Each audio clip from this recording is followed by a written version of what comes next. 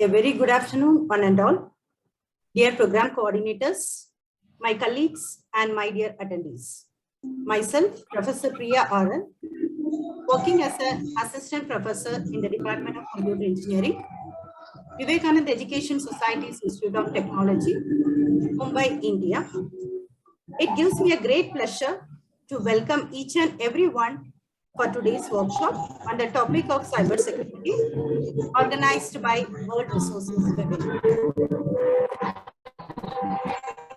World Resources webinar was seeded during the pandemic with the support of academicians, industrialists, and researchers from the various parts of the world. It aims to define the global connect with various expertise in latest emerging technologies in order to share their knowledge, skill, and the innovations of the same.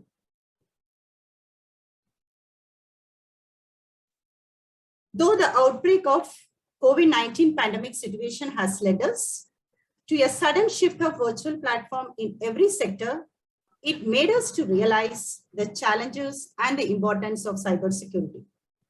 As we all know that pandemic scenario pushed the countries to follow new behavioral aspects such as social distancing, remote work, and to shut down the organizations, businesses, and airports.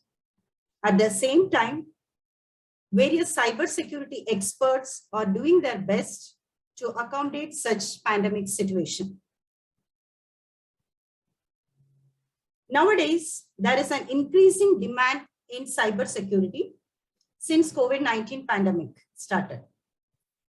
The diagram which you can see in this side, left-hand side, which shows the classification of cybersecurity attack based on the documented reported cases at the time of COVID-19.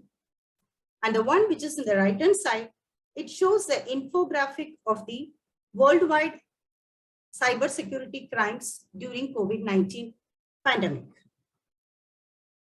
So here we can see there are various types of cyber attacks, the types. So one important among them is the working from home malicious cyber threats. It was enforced many citizens to work for the first time from home. It has one of the major cybersecurity threat, which is intentional cybercrime. As all the employees are connected through their home network, which is not secure enough as their compared to the work network.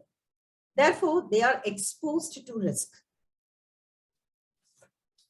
So when we see, when any personal computer or the mobile PC, mobile phones, which is compromised, unauthorized access to the stored information can have a devastating effect on the personal, emotional, financial, and the working information.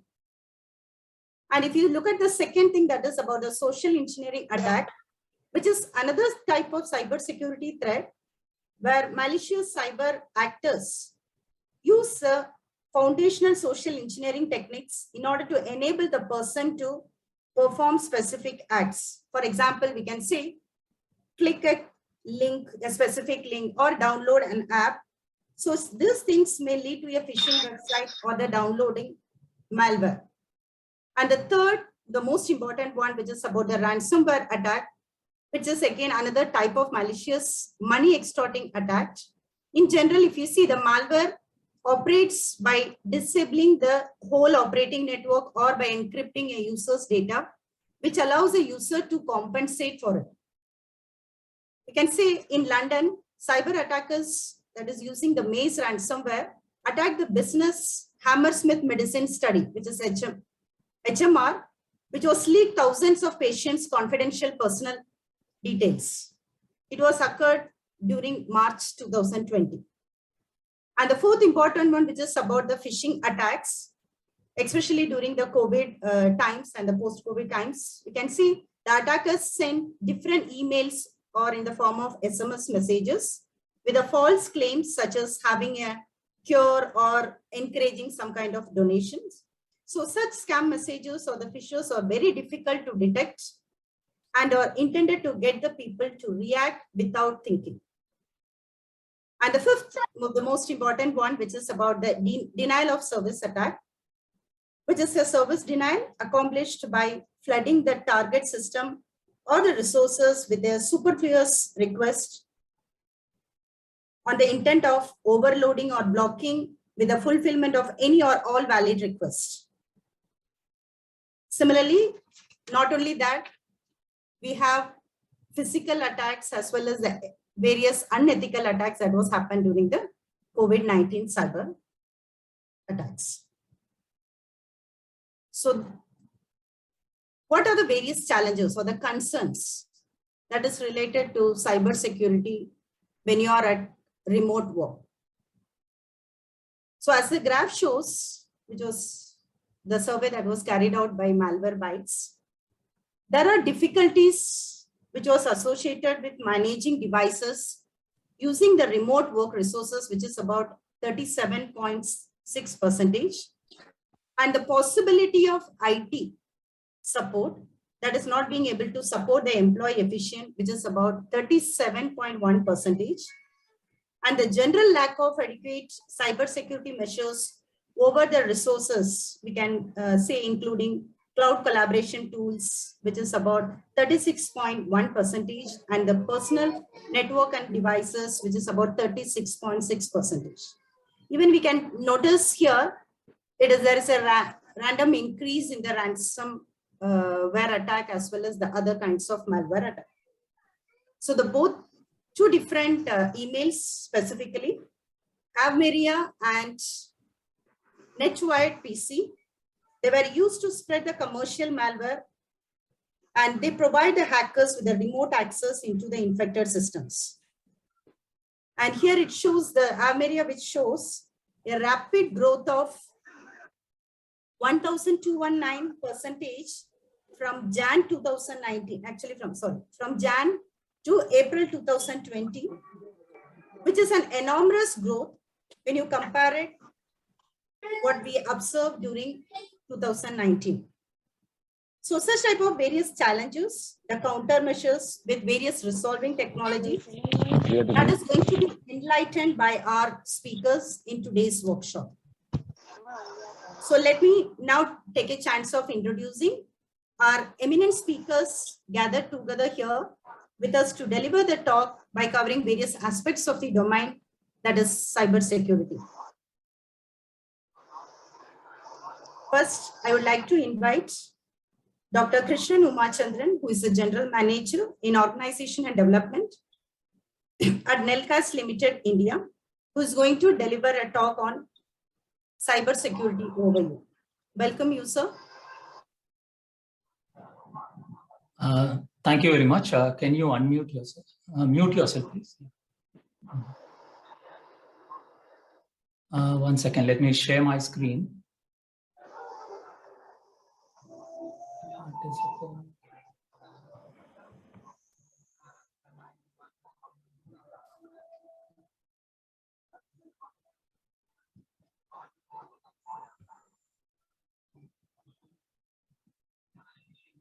Just bear with me, it's not responding.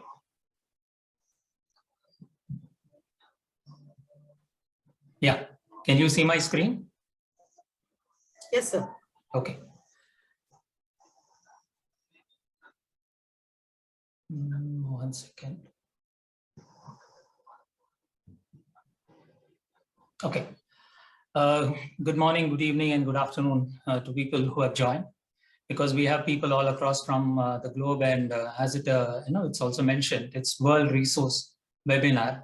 So we have experts and participants from all across the world. Thanking you all for joining us, and let me go with the session. See, this cybersecurity, for that matter, why is cybersecurity? For any matter of security is always underplayed. People, we all think, we are secure and we know how to handle. And more so in cybersecurity, it is not valued unless otherwise we go on with an attack or a kind of accident where we lose all our money, time, and effort. Then we think about cybersecurity. So with this notional statement, I wish to start this webinar, and my talk is going to be on the overview because I've been implementing projects all across the world, and most probably I was into ERP implementation across Africa, Europe, and in the Middle East. Now coming here, see this cyber security. If you say it's not a big thing, as we are getting attacked, but once we are attacked, then how to defend ourselves, how to protect ourselves, and how to surveil and oversee how things are going to happen to us and how we are going to protect us is the factor. If this is to happen, then what we have to do is we have to constantly update ourselves and educate ourselves. It is a different learning from which point of or empathetically which shoe you are wearing. See, for example, you are in a creator shoe, like you are the one who creates a software or an analytics or an app or a file or a folder, whatever it is. If you are the one who are creating it, you have to have a different perspective. And if you are a user, you need to have a different perspective. And virtually, there is more required if you are an attacker or an intruder. So intruder is the smart guy in this whole activity. He is the one who is churning our developmental activity. And if we can debug or bug ourselves, then we are at soup. And so the other two are in a learning curve of admitting what they don't know, and then they start doing things of their own. So cybersecurity, if it is for defending, protecting, and surveilling, so you should know like what is to be protected, what is to be done with surveillance, and what is the one which you need to keep on updating.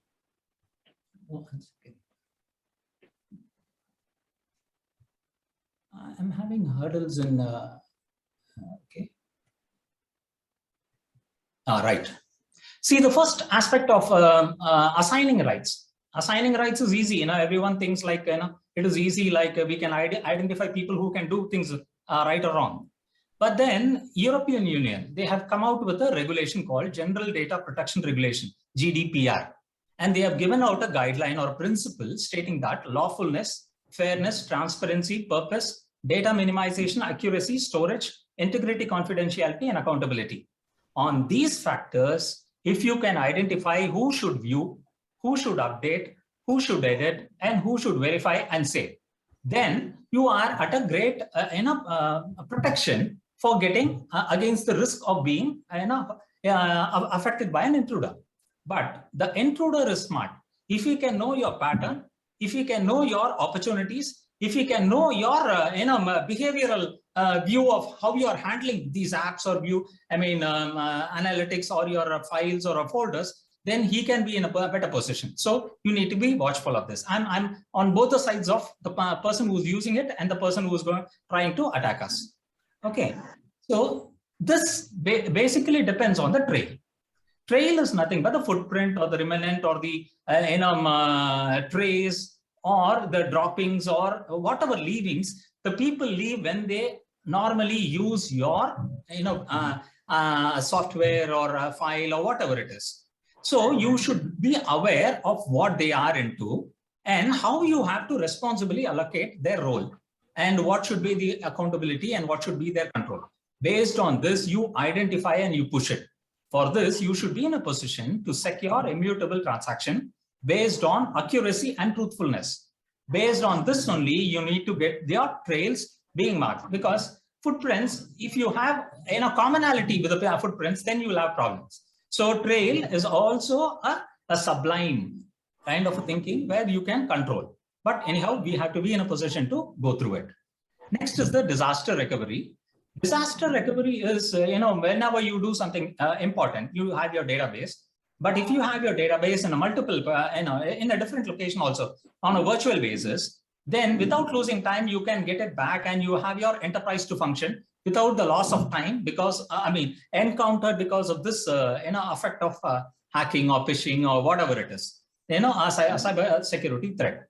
For this, what has to be done is, in a project management perspective, we do to regain the control on the data and the infrastructure, we do a lot of scenarios. We see a cost efficiency scenario, a productivity scenario, a customer oriented scenario, and finally the growth, organizational growth oriented scenario. Based on this, then we define and decide what kind of a cost or implementation that is required on cybersecurity. The next part is encryption. People all know If you code it and you send it to your intended user, then they use a decryption key and then you use it. But it's not as simple as it. Though there are a lot of keys and codes available using symmetric and asymmetric and also in hybrid forms, today we are all into clouds. When you're using cloud, you should also know the security limitations of a cloud and how you can secure yourself from storage and services that are offered through the cloud, because it's boundless. It is not in one location, and so it is not co-located in any other servers also. So this is wide open. It is not in your country. It is mostly in US or in Singapore or wherever the servers are being hosted. These things are the ones which are going to use a superior kind of encryption, which is called as homomorphic encryption. Homomorphic encryption is nothing but, you can do your encryption on computations without decrypting it. See, it means it's like a wrapping. You have your content inside. It's a wrapper on which you put a label. So the inner part is also known and you can protect it. So if you can use this kind of encryption, then you are better protected in a big data things. On the intrusions, this is where we are all thinking about, the villain entry into a play. We all think like, somebody unauthorized enters and they do a theft or a fraud. And, the worst thing is, most of the people who are entering into our system are not only the outsiders, even the known disgruntled person can enter into it. And they can attack or become a new threat to us because they know all our activities. For this, the regular checkups are required on system files against malware signatures, the patterns which are harmful to you. And in case you're going to identify your user behavior from a malicious intent, if they are going to do it, then you should be in a position to preempt it and then take action suitably and then do your configurations on your systems. See, this is better, but there's a lot of things which can seep through your system. That's called the interference part, which goes with your normal functioning being disrupted by an interfering one, which is called the malware. It's nothing but a malicious entry of a person into your system. Okay, this can be due to virus, trojan, spyware, ransomware. When these things come, it can attack your device, or they can also steal you, or they can subordinate you to do another act, which can enable them for a benefit. See, this is the supervillain here, the hacking part. They are the ones who can trick to divulge sensitive information, even your bank account or your personal details and many other things, which can be avoided. I'm not saying it will be avoided. It can be avoided through common mistakes. See, for example, your personal and financial data, if you view through a Wi-Fi from a public Wi-Fi, then it's your problem. And then in case of you're going to use a common access system and you forget to turn it off, the access controls, then also you get into it. Then if you are having a habit of downloading a lot of apps into your mobile phones or into your desktops, then you are at your risk, because everywhere your data gets shifted. And if you are optimistic, nothing will happen to you, and you are open enough to not to lock your door and window of your house of data and infrastructure, then the passwords, lock codes, and encryptions, etc., will also become a daemon for you in taking care of your contents outside. See, these things are sweetly done through phishing. Phishing is, they don't abruptly hurt you. They do a kind of a spam email or a message or a bogus website. They created a look-alike website or a name-alike website where the font alone is changing. Kind of anything they could do, and they sweetly get you into it. They trap you. Possible opportunities are fake web, wireless access points, where you get your access either for your mobile phone or for your laptop or whatever it is. Cookie theft, because every cookie from a website or a browser or any history which picks up your content is a one which is you are showing off yourself to get being caught. Then the keyloggers mostly in our ATMs, or even through net bankings. If you use your keystrokes, then you are at a problem. If you can try using virtual keyboards, then it's a better part. Then the part of TDOS, which Priya Madam had already told, distributed denial of service. You open for a net banking, you send your message, you pay out, you do a transaction, and for in India we have two dual authorizations is required. One is your thing, which is in the back of your the key points, your codes and numerals, which are on back to your credit card or your debit card. And then you will have to have your verification done also on your phone. Your mobile phone will get stuck, and you will not get your code which you have to type for your second authentication. So then you will get into a trouble. You will say, think, come on, what's happening? And then you'll again try. So what happens is these continuous logging of content without knowing what is happening gets packed up somewhere as a memory to somebody. So we need to be careful about what should be the unauthorized access we should not do, how we should not compromise on the security, and why should we not show ourselves our data or infrastructure for getting stolen or changed or destroyed. Having this, we also have a physical effect. See, when it comes to people are not one-to-one or one-to-many or many-to-one or many-to-many. It's a global one. See, when we have to have a crowd control to be done, ask people to get away, then we can also use drones connected with internet and then operated from faraway locations. These flight controllers are available, and some are also used by the Malaysian police. What they do is they have a flight controller, they have a Raspberry Pi camera. A Raspberry Pi is nothing but your control board on which you have a computing chip into it. Okay, this connects with your servo action storage tank, where you can dispense with a color fluid or an irritating fluid or whatever it is, and the drones gets up. And when you get onto the stock of people to be dispersed, then you have a control done of spraying this liquid. It's like our Holi. During the month of Holi, you spray color fluids, and after 3-4 days also you can identify who and all have celebrated their Holi. Similarly, you can identify these people after 3-4 days and then take action. So there are countries which are using all this 3D monitoring, third eye monitoring techniques also. This is again cyber controlled. Okay, you need to protect it safely. If somebody can bug it, then you are into a problem. Then coming on to the cameras. See, everywhere down, we are having cameras, but we don't know which camera to be fitted where. All we are thinking is we have to position the camera. It's a dome camera or a wall mounted camera or a ceiling mounted camera, that's all. But we are not worried about what is the specific view this camera has to take. There's a lot of smart photography. If you want to have a wide angle to be covered, then you use a 24 mm kind of a wide angle camera. 24 mm is nothing but the focal length. Then ultra wide, if you have lesser of the focal length, then you can cover more area. Then the telescope, from the height or from a distant point, you can see. Periscope, where you can see from an unknown location, you can still view what is happening. All these things are smart photography. Then you have computational photography, which goes on with monochrome. See, when you have a monochrome or black and white, you can have a distinguishing of the depth or the distance clearly. Whereas when you have it in color, you perceive. So monochrome has its own benefits, like without an RGB, red, green, blue filter of a color filter array, you can still use it, and it is of worth, being invested with.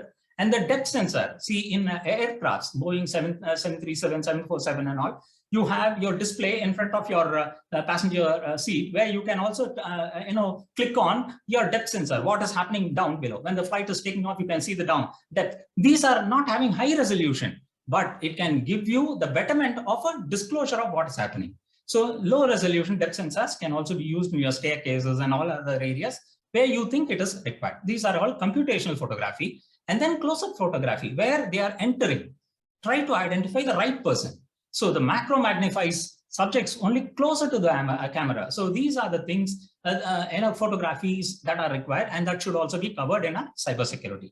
See, these are all for, for recording what is happening and to identify the criminals, better positioning of the materials and the evidences to take action against them.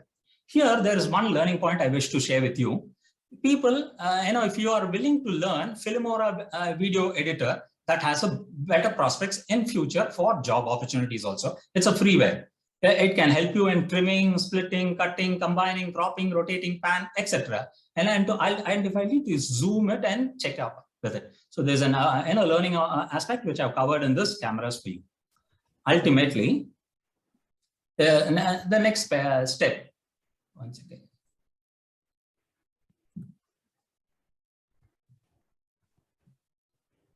Okay. It's hung somewhere. One second.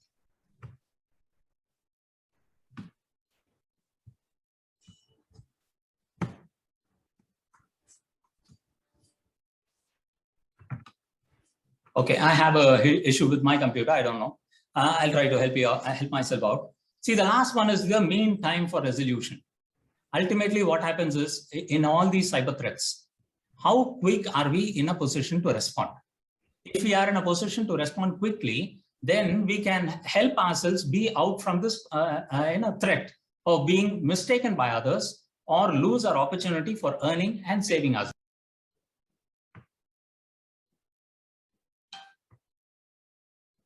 I'm trying to make a co-host, but I'm unable to move my cursor. Yeah, 1 second.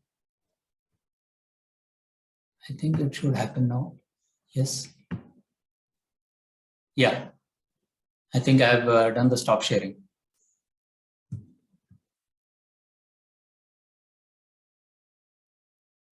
In that particular situation, right? So that is the most important part. That's what we are trying to focus for today. So for that, we need to understand the importance of the cybersecurity. That's what we already pinpoint about the couple of the points. Then we need to see that what are the leading threats, because we are focusing to the society. So that's why our target for our targeted threats, which will be focusing to the society mainly. Then we can see that what are the types of the network security. And finally, we can come up about the user awareness, because here the user awareness, the policies and the trainings, they are very important part. And then we can discuss about cyber crime statistics. We don't want to go for the cyber crime statistics for globally, because we can find out a lot of the things. But here we will be briefing about one of the police data, the cyber statistics, Malaysian Police Department. So this is all of the points, what can means more than enough to open our eyes, okay, that we can see that how much these crimes are there. And the data what we are going to share, that is only that cases happen which are reported. And there are so many cases which are not reported as well. Then we need to see that how we can prevent ourselves, which is the most important part. So we are going for that particular part. So we know that the cyber attacks, hackers are ready from so many different parts to attack on us. So we are well aware about the importance of the cybersecurity attacks, that internet actually allows them to attack on. That means any of the single person, individual person, organization, or any of the other domain or variable. It becomes very easy. So how and why these risks are caused? They are caused due to the poor security knowledge and practices. So here is the main point. This is the key success for the hackers. Hackers are not well aware. Hackers are not knowing about our systems and about our gadgets and about our devices. We are much well aware. We make mistakes as a users. Then this become an easy job for them to compromise our system. So rather to focus on those parts, at how and what devices and what approaches or what tools we need to use, we need to mainly focus on our best usage of our internet, best training of our user. We need to know that how we can use our devices and our internet, which can make us on a very proper and safer side. So according to the SENSE Institute, which is the very popular institute for the cybersecurity training, certifications, and other statistical data, they conclude that what are the easiest way for the hacker they can compromise our data. That is about web browsers. That is about the messaging apps, social networks, what we are using nowadays a lot, the web applications, and the excessive user rights, which we may not required, but we still have. Like if suppose we take an example in our organization or even in our family, our kids, so they are using the same excessive rights to the internet, and they are not well aware, they are not trained, they are not the technical person, so possibly they can make a lot of mistakes, and that leads to compromise that machine, and finally it leads to the compromise to our network, and then this is the way that it can go for longer. So now what is the main point here, that how we can save our society? The main point here is that we may not be feasible for us to having all of the instruments or having all of the methods or having all of the tools, but the most important part is that the nice and right training at the right time to make them educated user in terms of the internet using. So they need to know that how individual persons society they can use internet. If suppose they are well aware about that, then the 70% of the cybersecurity attacks will be reduced for in particular case. So this is how, that is the most important part. Now, what are the leading attacks, leading threats when we just focus mainly for the society, targeting for the society, not for the sector and industries. So there are so many viruses, there are so many worms, there are so many types of the Trojans and the social engineering attacks and rootkits and botnets, and there are so many. And they are using the phishings and they are using the different approaches as well. So these are the main ways through which they are compromising our data. They are bringing harm to our society. And now we cannot say them that you maybe are the usage of the internet or machines. No, but then we need to provide them the right training to see that how they can. So if we just see for the a few of the types of the attacks, but they are happening globally, if we just go through with the different data. So we find out there are so many, but we just group them a few. So there are the DDoS attacks and buffer overflow attacks, ping attacks, zero-day attacks, client-side attacks, DNS poisoning attacks, ARP attacks, sync flag attacks, and the backdoor attacks, spoofing attacks. So these are, most of these attacks are on our machines, on our gadgets, while we are using our ATM transactions. So whatever the transactions and operations we are using on a daily basis in our daily life as a society person. So these all are there in the different forms. So how we can be on a safe side, we need to train our people that how they can be able to save them. Okay, so now from here we can see that this is only we need to respect the time. So according to that, a little bit is speedy. So I hope that this is, we can manage it within the time. So the cyber criminals, what they are doing actually, they are adopting a very easy approaches.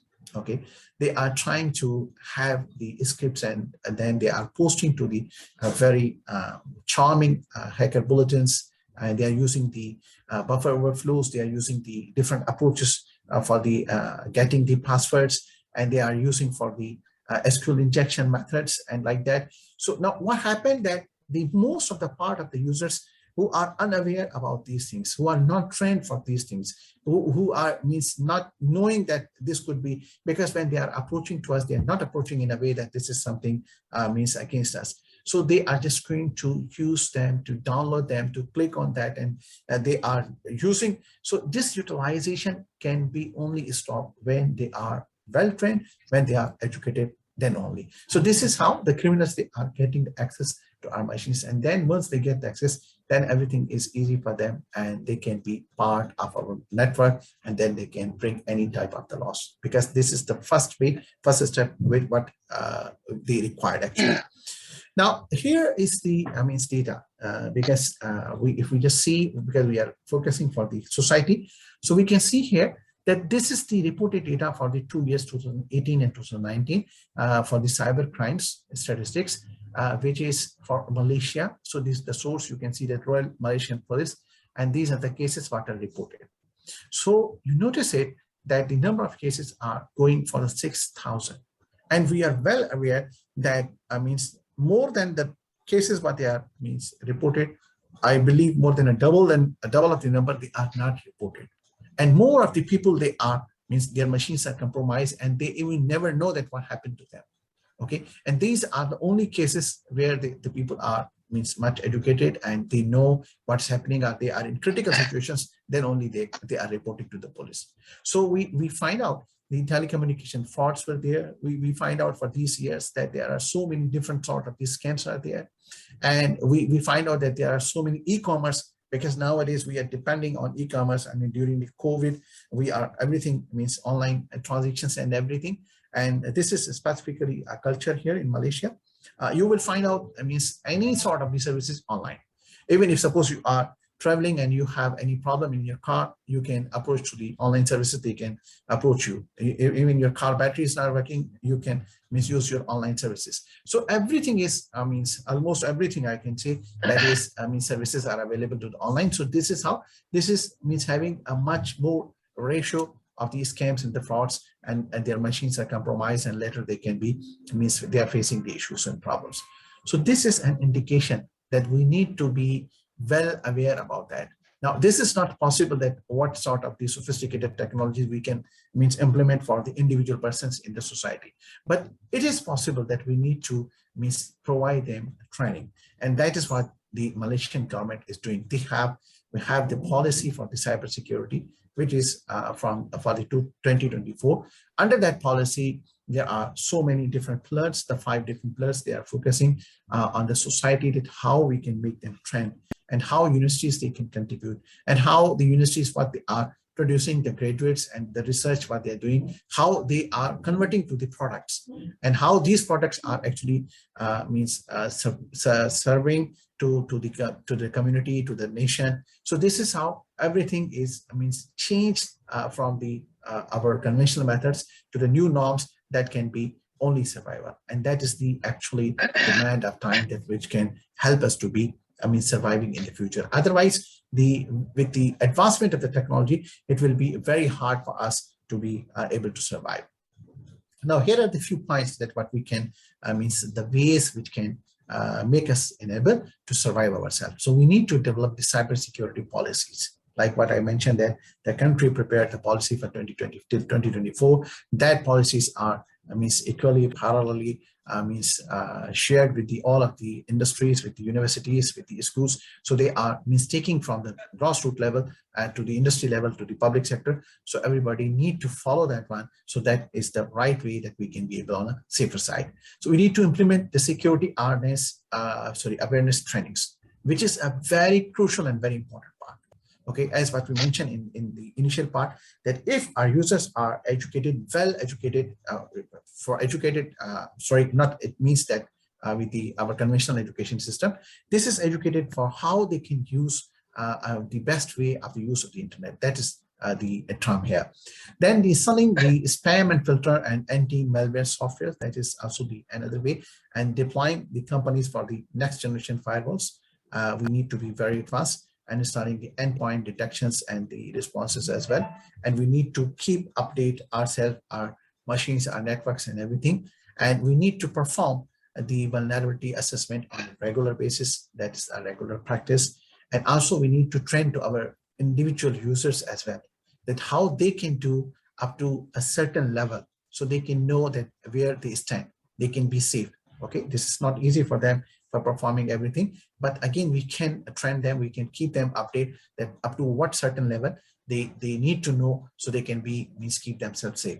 So we need to conducting the routine penetration testing, which is a norm normally for all of the organizations, even in the education sectors as well, to pinpoint and find out, to be vigilant for all the time, to know that what things are there, and to implementing the security information and the event management as well. In the same way, we can deploy the other methods and other methodologies, so we can be on a safe side for our organizations and our society and for our individual people and persons as well. Thank you very much for this opportunity to respect the time. I hope we are done. Thank you very much. Thank you, Dr. Noor. Most welcome. So much. So you can stop the screen. Yeah, sure. Just a minute. Yes. So now I would like to invite our next speaker, Ms. Abhirami A, Assistant Professor, Department of Information Technology, Banariamman Institute of Technology, India, will throw the highlights on the topic of phishing scams, attack identification, prevention and avoidance. Over to you, ma'am. Ma'am, I thank World Resource Webinar for providing this opportunity. Let me share my screen now.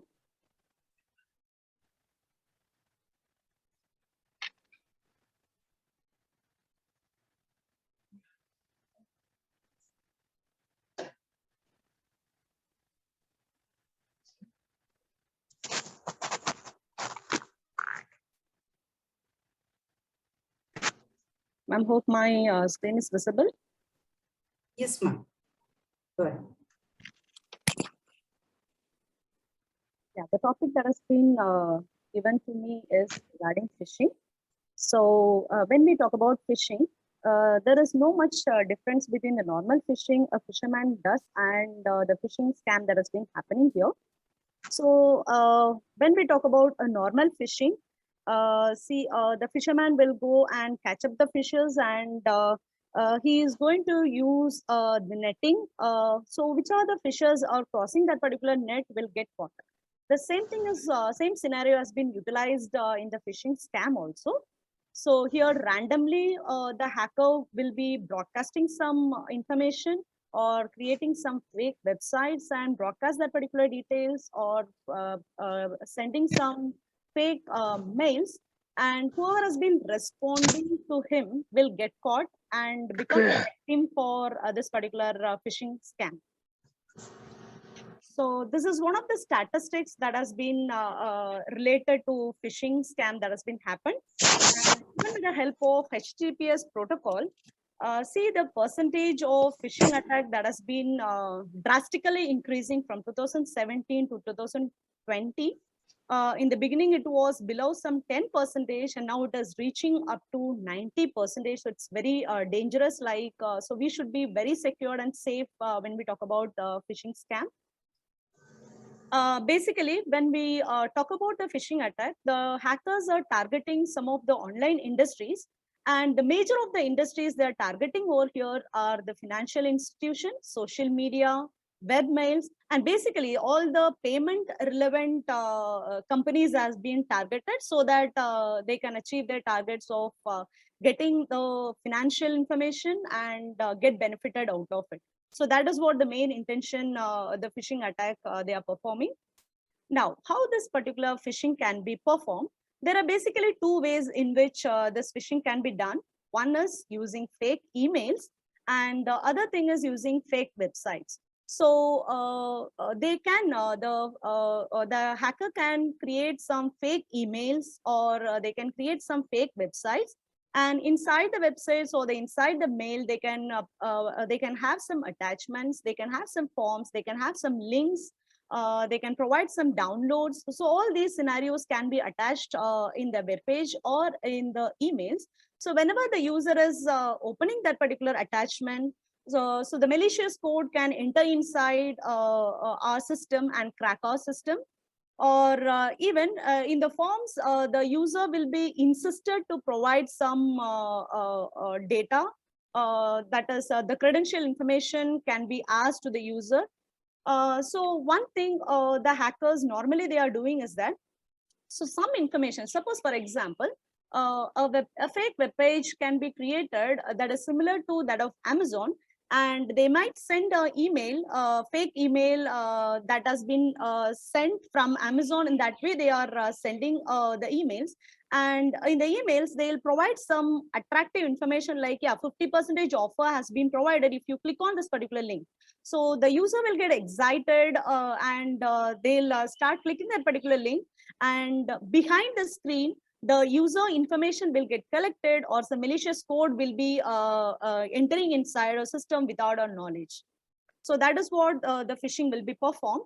So when we talk about the fake emails, so when they send this particular fake emails, the email will look like a legitimate company's email.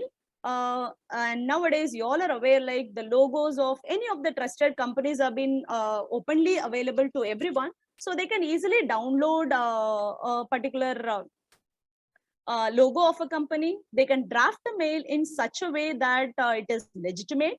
And some of the things the user can notice over here is that, so they will insist the user to do the task in a hurry, so that the user won't think of, they won't be providing any time for the user to think and react for that. They'll ask the user in such a way the user will react immediately for whatever they have asked. So here also they have insisted this, to avoid any service, you are supposed to confirm your account as soon as possible.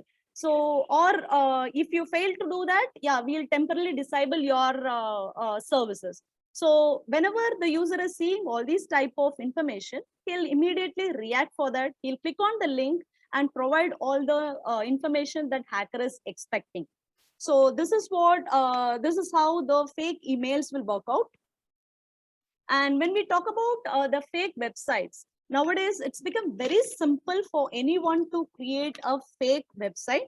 So let me show you like how a fake web page can be created. See here also, when you notice here, this is not worldresourcewebinar.com.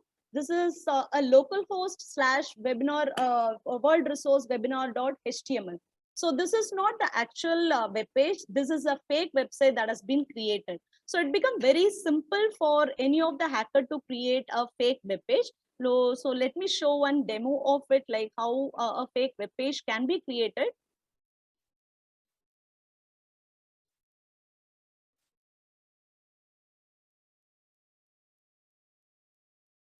Yeah, so this is a Gmail account has been here. So now any user, if you want to create a similar web page of a Gmail, what he can do is that he can directly right click that particular page. There is an option of view page resource. I can click on that. So the HTML code for that particular web page will be displayed over here. He can directly copy that particular content. And yeah,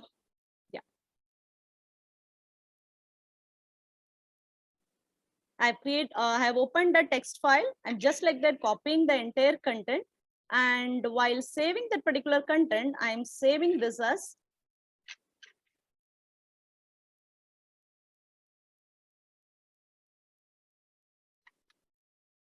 fake one.html.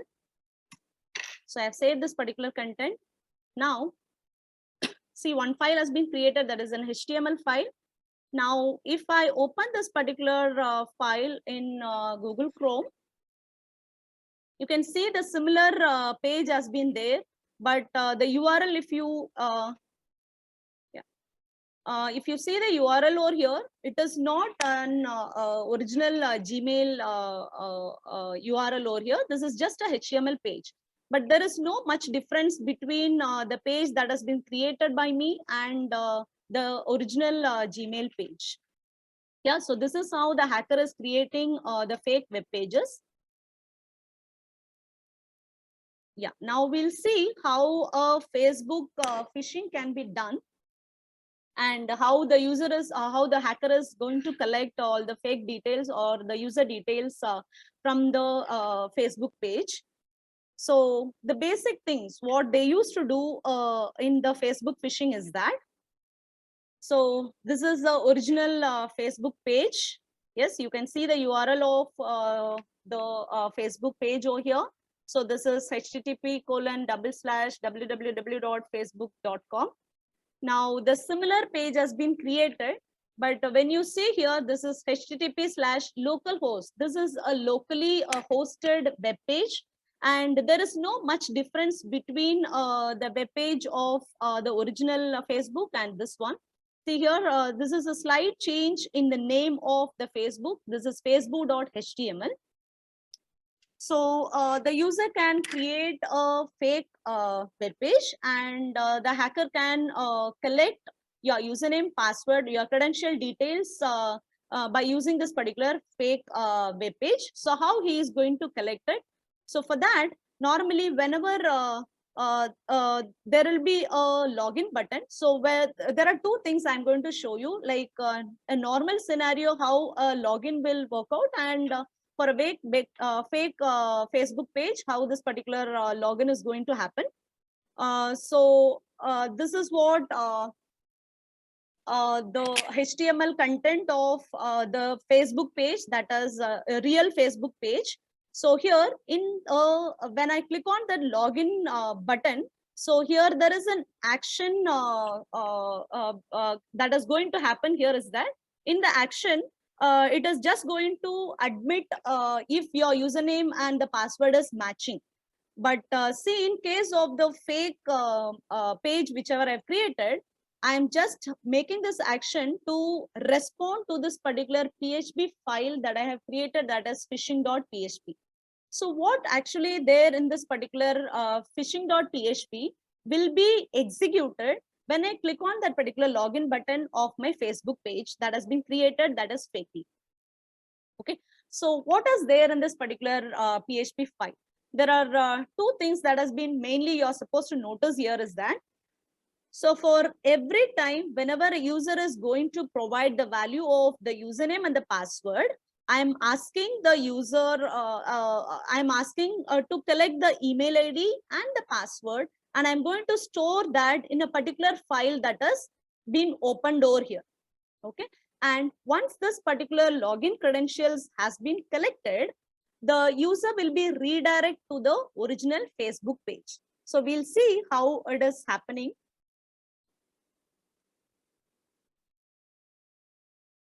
So let me close this. And I'm opening a real Facebook page.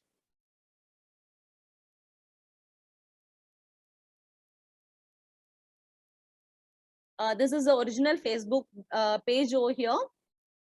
Now let me open the fake web page that has been created.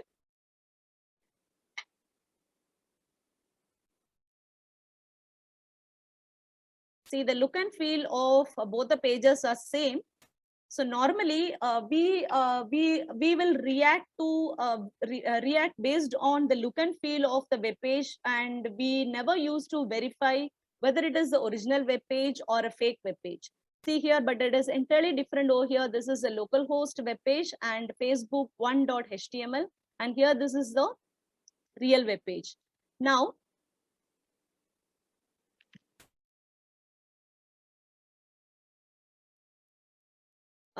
let me show this particular page that has been there.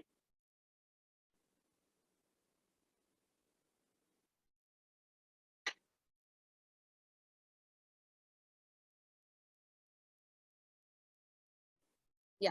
So in the action I have provided, I'm supposed to react whatever has been provided in this particular phishing.php. So it is going to execute this particular file when I click on the login page. So as I have already discussed, what are the contents that has been provided in this particular PHP file is that it is going to create a log file, and inside the log file, the username and the password are to be stored, and again the user will get redirected to the original Facebook page. Now let me log in. So here I am giving a username that is ABI and the password as bit, and I'm just see now the URL is a localhost URL. Now when I click on this particular login button, what will happen here is that it is redirected to this particular facebook.com. So normally it happens like whenever we are providing our credentials, and if the same page has been coming back, we won't think twice or thrice. We just like that we are, so there might be some mistake, we couldn't able to log in. So we'll again enter our username and password or the credential information, and we'll get inside the websites, right? So the previous web page might be a fake web page in which you would have provided the credential information also. So let us see the log file. See here, how many times you would have, or how many users would have logged in into this particular web page. So your email ID and the password, whatever you have typed, will be stored in this particular log file. So the hacker can easily utilize your username and password and get inside your accounts.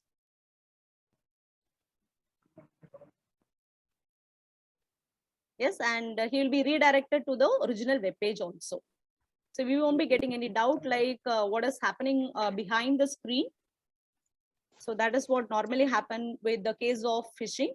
So it is very simple for any of the hacker to create a fake web page, and they can get the credential of any of the user for their own benefits. So what we are supposed to do here is that we should be aware of what are the things that has been currently happening and how we can protect ourselves from this type of attack. So we all are in the hurry nowadays, like the fast moving environment over here. So we won't think twice to provide any credential details. So when they are asking, we'll just like that provide all our information, so that the hacker can easily utilize that particular contents. So whenever you are using any of the payment gateways, so please check the URL properly without, or you confirm your concerned service provider. So before you're providing your details, so that with the help of that, you can safeguard you from the attack of phishing. And basically, there are two types of protocols, that is HTTP and HTTPS protocol. So HTTPS is more secured as compared to of HTTP protocol. So while you are checking the URL, even you can check that whether it is a normal HTTP protocol or an HTTPS protocol to be more secure. Thank you. With this, I'm closing my session. Oh, thank you, ma'am. Thank you, Professor Abhirami. Now I would like to call upon Dr. Comfort Olibera from IMO State University, Owerri, Nigeria, to deliver the session on the topic of researchers' cyber first aid. Over to you, ma'am.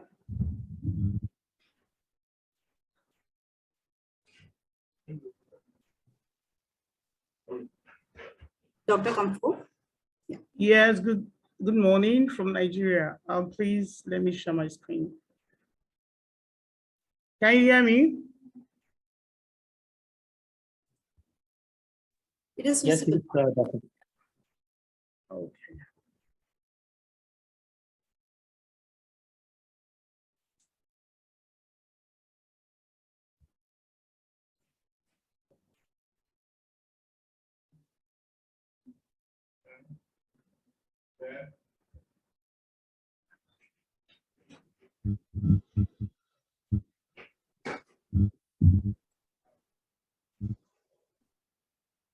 Good morning. Yeah, good morning, ma'am. Go ahead, please. Okay. 1 minute. All right. I'll be talking on researchers' cyber first aid. My name is Olebera Comfort from Imo State University, Nigeria. Basically, our work is trying to apply cybersecurity tools to data protection, especially in the area of research and development. The outline for this talk will be the introduction, the cyber terms, cyber attack victims, why researchers are targets for cyber attack, how the researcher can protect himself from cyber attack, and best practices kind of for cyber hygiene. Literally, first aid is the first treatment given to an injured person before taking the person to an expert's healthcare or to an expert. In the area of cyber security, we're looking at developing or implementing the same kind of knowledge, cyber first aid, to researchers' work, allowing researchers to defend themselves. Is of note that there are so many fields of research. We have the health industry, the aviation, you name it, the education industry, and then the IT field also. But people outside the IT field would always see cybersecurity as a demon, something that is meant only for experts. We are trying to demonize the term cybersecurity so that researchers from all walks of life can kind of try to protect themselves from the cyber warfare. Attackers use what we call attack vectors. And the idea of cybersecurity is to try and detect malware, detect attack vectors, prevent them, and if possible, remove them, as well as block whatever sites from where they were contacted. So, and that's basically, can you hear me? That's basically what our work is trying to achieve. I won't waste your time trying to define the terms in cybersecurity because we've had a whole lot of them today. Who is an attack target? Everyone with cyber presence, everyone with digital presence is a target. Why is that so? Because the hackers are looking for user weights for financial gain. They are looking for intellectual property, looking for cookies from your system just to, kind of gain access without authorization. So you are a target, I am a target, researchers especially are targets. Why are researchers targets for cyber attack? Is often, we all know that these days, research is the driver of the economy. It has turned many world economies around, from what we call software engineering to so many espionage to e-third eye. So many activities are going on in the digital world that has to do with people stealing from people in the cyberspace. So that is why the researcher who actually is at the center of knowledge, center of technology, center of new advancements, that is why the researcher's intellectual property must be protected. And that is actually why he is a target of cyber attack. It's been recent research just show that major attack is for intellectual property and intelligence. So that is why we in this field, be you a student, researcher, or advanced researcher, at whatever level, there is need to be conscious of what happens in the cyberspace. There is need to protect your intellectual property because there are investments in this field, national investments in the area of funding, in the area of grants. The grants are increasing, the sums are increasing, and this is of interest to whoever the attacker is in the cyberspace. Now, how can the researcher who has minimal knowledge of computer provide security for himself or protect himself? We have identified two major methods. The first is just by practicing basic cyber hygiene activities. Firstly, making sure your antivirus is up to date, ensuring system firewall is always on, scanning your system from time to time with antivirus, verifying that you download from URL that you are sure. It's been demonstrated today how we have good URLs and fake mirrored URLs that replicate, that resemble the original. So how can the researcher actually protect himself from the fake? That is why we're here. Now, again, not opening emails you're not sure of. It's also been demonstrated that phishing emails are available, always available, trying to push the people into opening emails that are meant to steal from them, that are meant to gain unauthorized access to their systems. Also, backing up files is very important so that whenever your system is down or affected, you can recover your files. Now, keeping systems and application software up to date is another important cyber hygiene practice. But secondly, the second part of the first aid is a little more complex than these. It has to do with packet sniffing. It has to do with knowing what's going on whenever you're online, whenever you have digital presence. You have to know the kind of packets flowing in and out of your system. So we talked about this as packet sniffing, analyzing the packets, checking for malware in the packets after visiting sites you're not sure of, as well as, if possible, blocking the sites that show uncertainty, that show maybe not stable, or you believe there are malware after confirming there are malware from the methods we are going to introduce today. Now, we are going to use Wireshark. We have here the, for Windows, actually, the installer for 64 bits, 32 bits, and the site, the website where you can download from is also here. So the Wireshark environment allows you to sniff packets, find out what's going on from your USBs, your local area connections, your internet connections. The Wi-Fi 4 is basically for internet connections. So we're going to do a little live. I don't know if I have time. If I have time, I'll do a little live demonstration on how we can packet sniff the Wi-Fi, and then try to look at the various protocols and the inflow and outflow of data from different hosts. Okay. The Wireshark has 3 panels. The first panel is where you see, I don't know if my mouse is showing.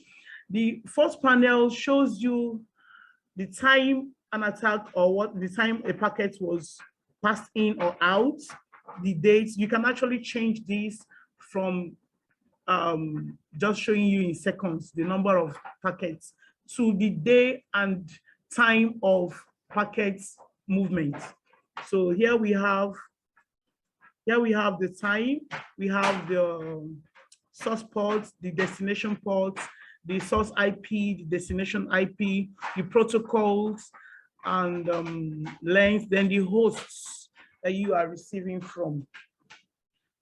Okay, and then the information about the data packet itself is shown here.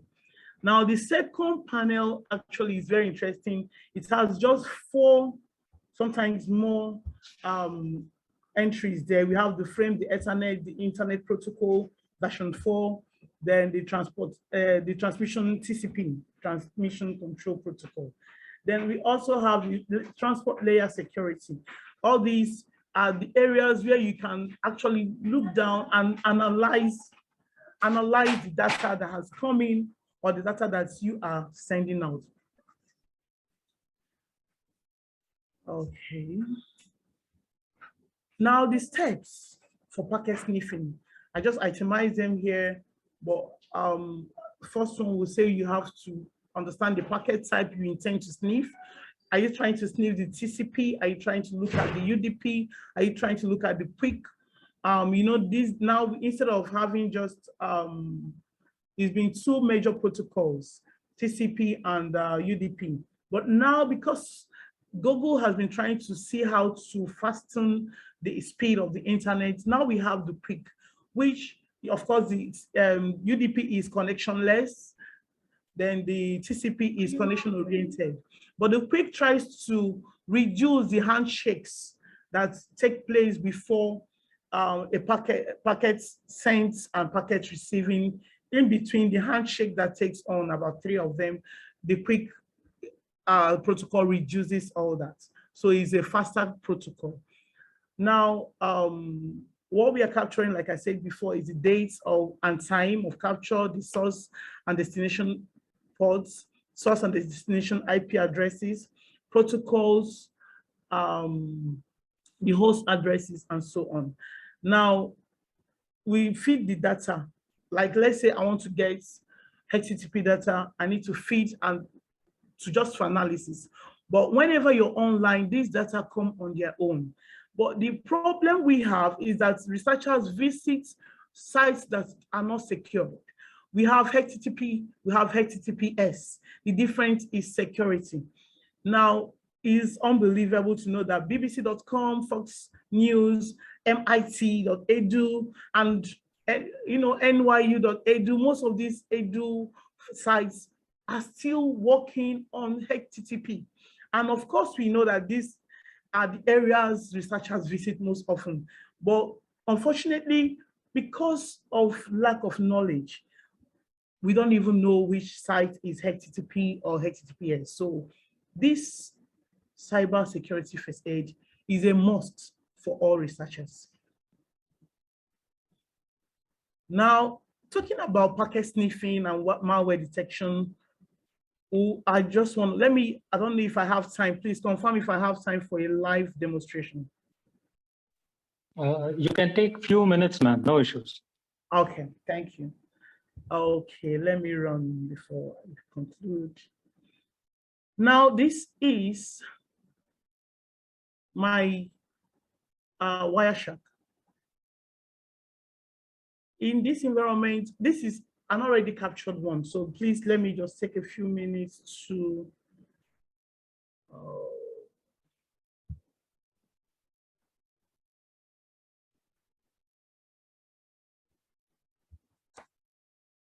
Sorry.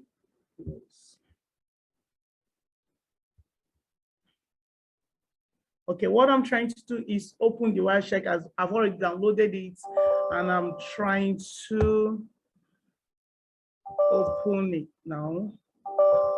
Sorry for my system, maybe because of my operating system, I have to do this a couple of times before I get on.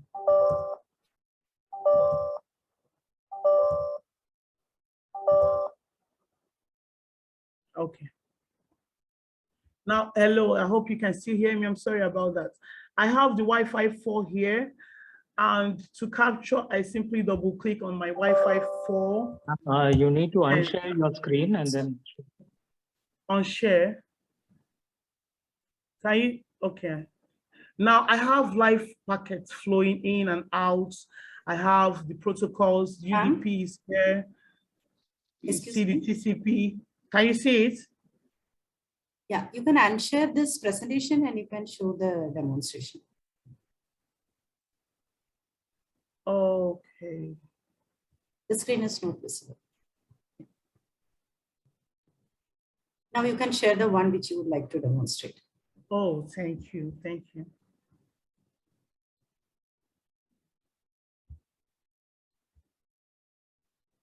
Okay.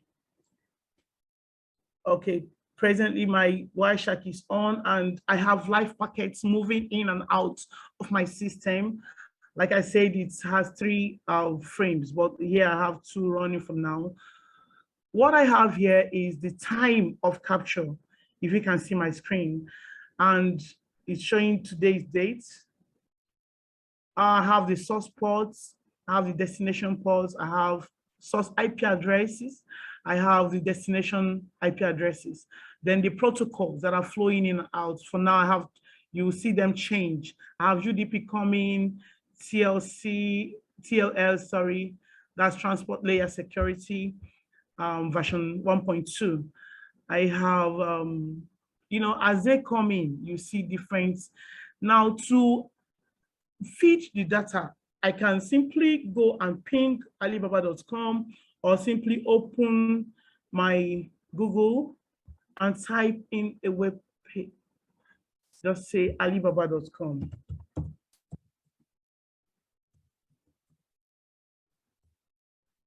Okay.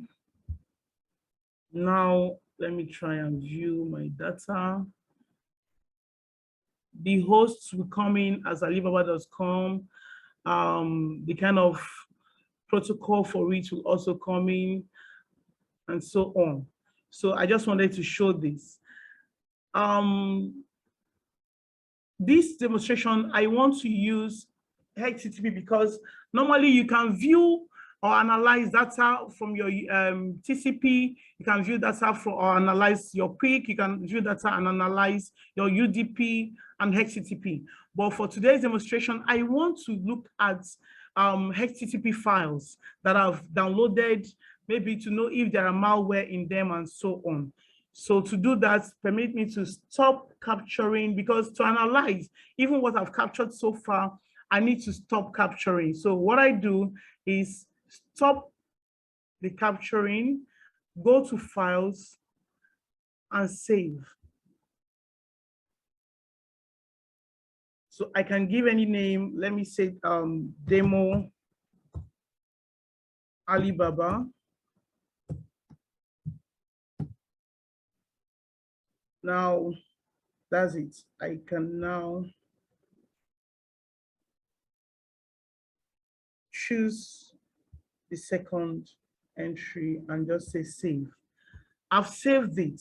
Now, to analyze my data, the first thing I need to do is to create a folder where everything I need to work with will be in that folder. I already have one folder created, so let me just do one now. This is my desktop. I actually have my Wireshark investigation folder where I load everything I want to analyze. I load my content there. So the first and foremost thing in the area of analysis is to have what we call hash key generator. my hash key generator, right inside my Wireshark investigations, I have another folder created where I load up things. Inside here, I have hash key generator. To download it is, I'll give you the link, just hash myfiles.exec.exe. So if you go to the Google and get that out, download it, let it be in the same folder. You know, XML, when you're working on any web stuff, you have to have both the content and the web page you're designing in the same folder. So my hash key generator is in the same folder as the files that I intend to analyze.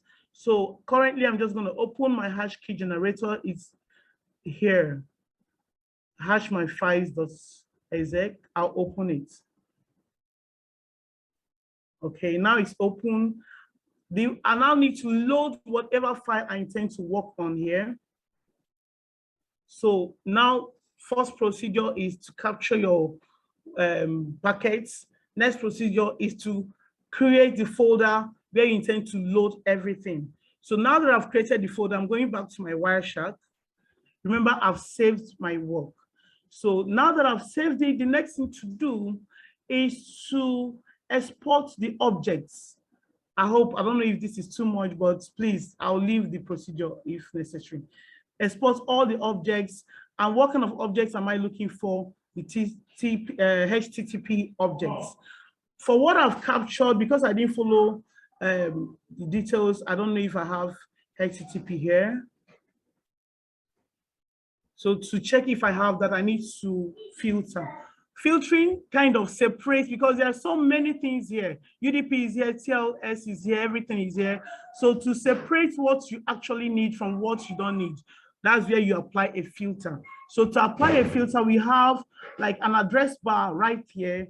If I want to filter for TCP, I type TCP. If I want for HTTP, I type that. And if there are HTTP files in what I just captured, they will show here. But obviously there are no HTTP files. So I'm simply going to open the previous files I already have. I go to open, look for my files. I think I have HTTP in this one. It's loading, please. Sorry for your time. I just need to demonstrate this procedure. Okay, so once it loads, I'll simply get them out and then view, check them one after the other to know if there are malware. Anyone I have malware in, I isolate it, find the host name of that particular file and block it. That's the procedure. Then if, of course, once you find a malware, that means it's already entered your system. You don't know whatever harm it's caused already. Okay, so thank you. My HTTPs are here. These are already filtered files with HTTP. So now I have them. I'm simply going to File, Export Objects, and then HTTP. Okay, it's loading my objects. Now I have the host name of everything. In fact, I don't know, I didn't prepare for adding. I can add to, a column to see the countries where the data are flowing in from, to see if they're from UK, from America, just to know where. So any of the countries where I really don't have business at that present time, that means I should be suspecting whatever files coming in from there. So right now, my files are loaded. I'm looking at the object list. So go to content type, simply click on it to sort the file in alphabetical order. Now I have my files sorted. So the next thing to do, permit me to expand this.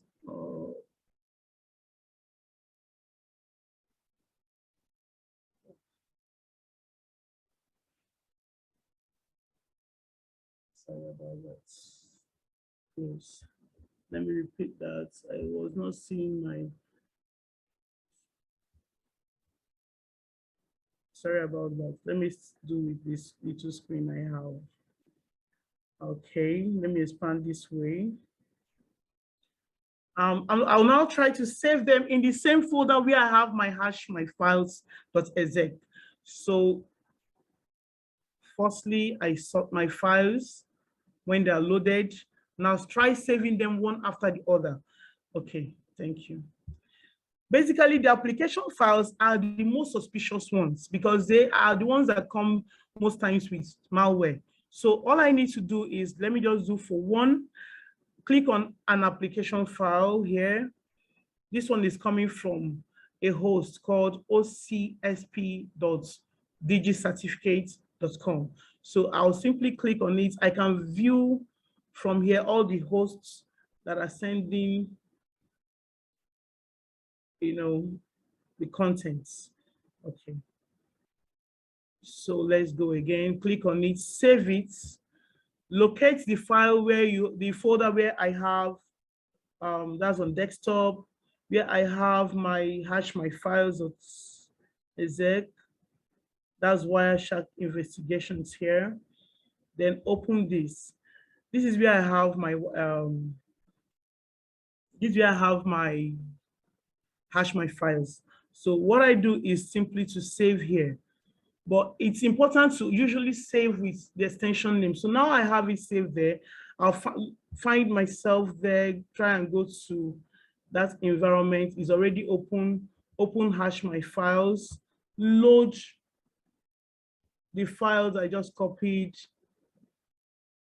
by clicking on the open icon, select it from here. Select from here. Now. Okay, basically, if I can choose any of the, okay, let me explain something. Any file you send here, be it PDF file, whatever file I've been able to send here, using HashMyFiles.exec, I can view their hash keys. I can view all the contents and details concerning them. So now I'm using HashMyFiles. Let me see, this is demo.alibaba. Now this is the file, what dates? Okay, today is, what's today's date, please? 10th. Okay, this one came today, so, all right. Now I've collected this file. Once I double click on this, everything shows. The file name shows, the MD5, the SHA-1 key, the SHA-256, and so on. The details concerning this file are all shown here. So the next thing to do is to verify if this particular file contains malware or not. Okay, so what do I do? Open my VirusTotal application. It's online. It's an online application that enables you to verify the files, malware status of files. You can check for URLs, you can check for normal files and so on. So go back to your hash key, HashMyFiles, collect the MD5, copy. Now come here and paste it. We can view this and know if it contains malware. So this file was not. Okay, let me try. Please, sorry about that. Let me try another file.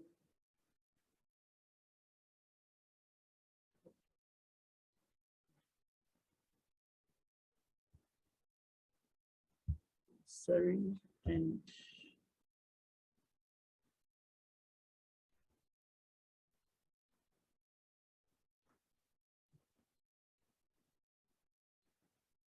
okay.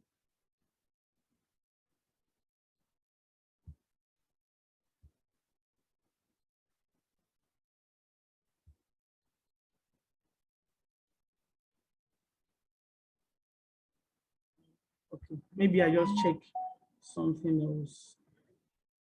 Double click on this, get this SHA,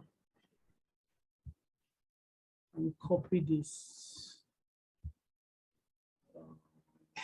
That's a file now. Choose file from here. I'm trying to see if I can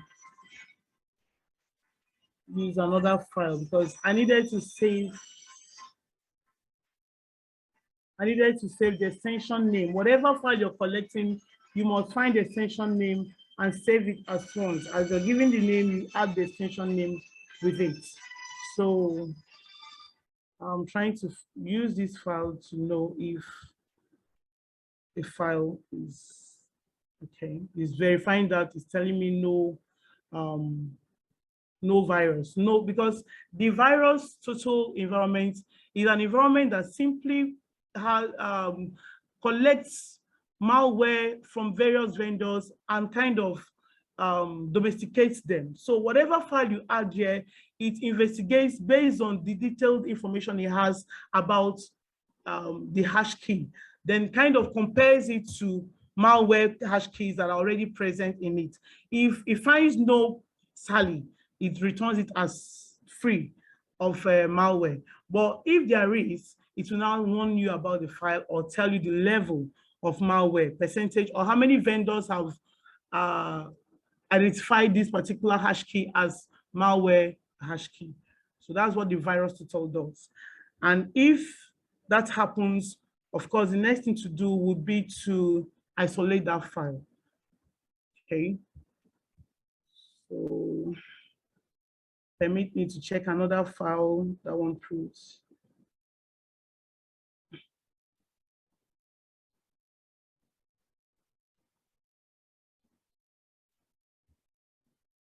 Okay, maybe we'll continue. I don't want to take all your time because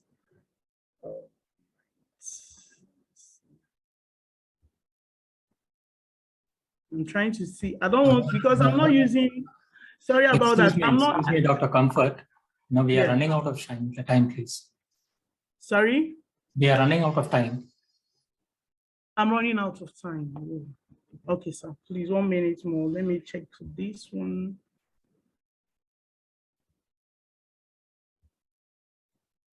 Okay.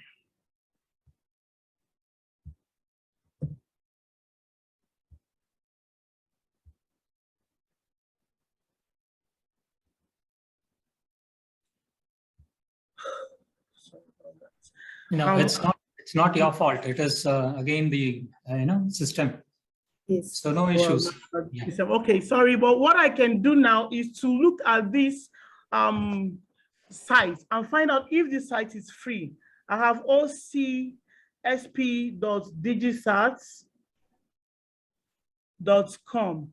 So I can use the URL of this and then still check if what I'm trying to avoid, please, is I'm not running on virtual machine. So if I load a site that is malware, that contains malware, that means I'll be in trouble. Sorry. So ocsp.digisats.com. So we can check for this site to know if it contains malware.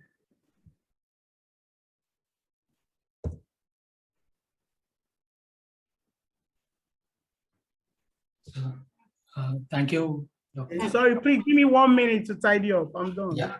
So the site is free. Now, the last part of my work, just give me if I have 3-4 minutes, I'll tidy it up, please. Now, the next thing to do is to find out, once you know if site is contaminated, the next thing to do is to block the file. Then how do I block my file? Please, let's just do that little demonstration. I'm going to simply open Notepad, ordinary Notepad, and then run it as an administrator and block off any site that I suspect or I have verified to be. Right-click on this and say run as administrator. I have 2 more minutes, please. I'm trying to run this as administrator. Prof, Dr. Olivera, your screen is not seen. Yeah. Okay, so I stop sharing. Resume share. Okay.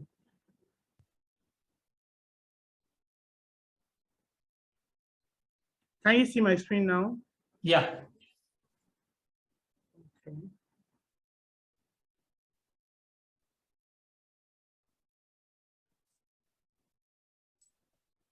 So can you see the notepad?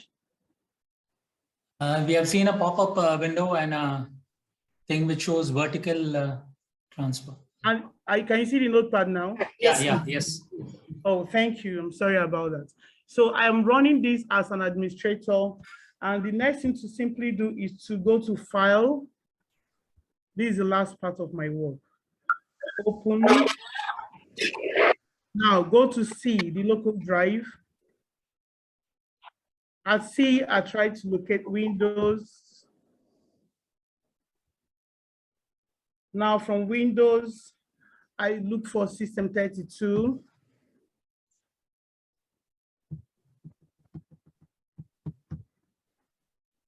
Here's my System32.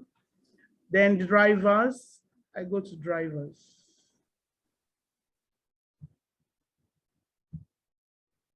I have drivers here.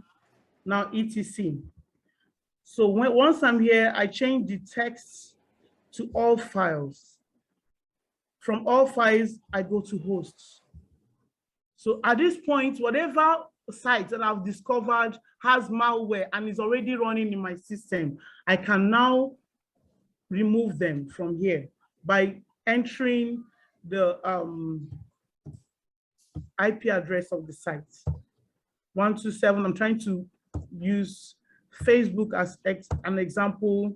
I have 127.0.0.1, give a space and just add facebook.com.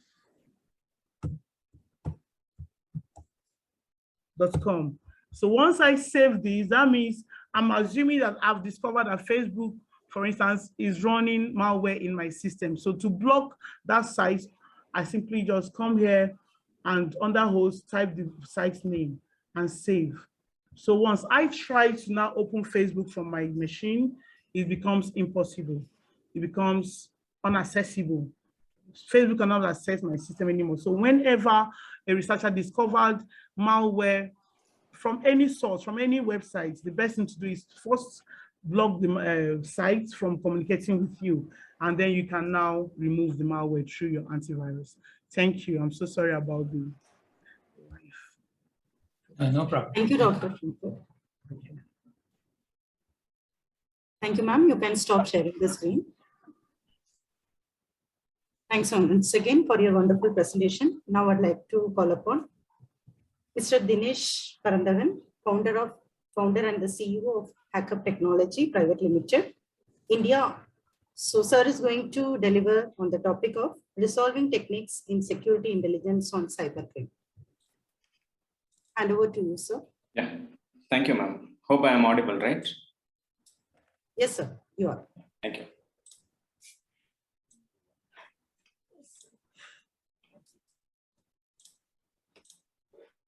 So very good afternoon and good evening, one and all. So my topic is about resolving techniques in security intelligence on cybercrime. So the few speakers, they have discussed about what is phishing and what are the attacks we are facing right now.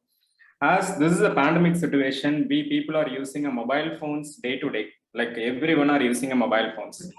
So in this case, we probably need to know how we can secure our data and how we can protect our identity. For example, if somewhere some of our content is posted, so how we can remove those things.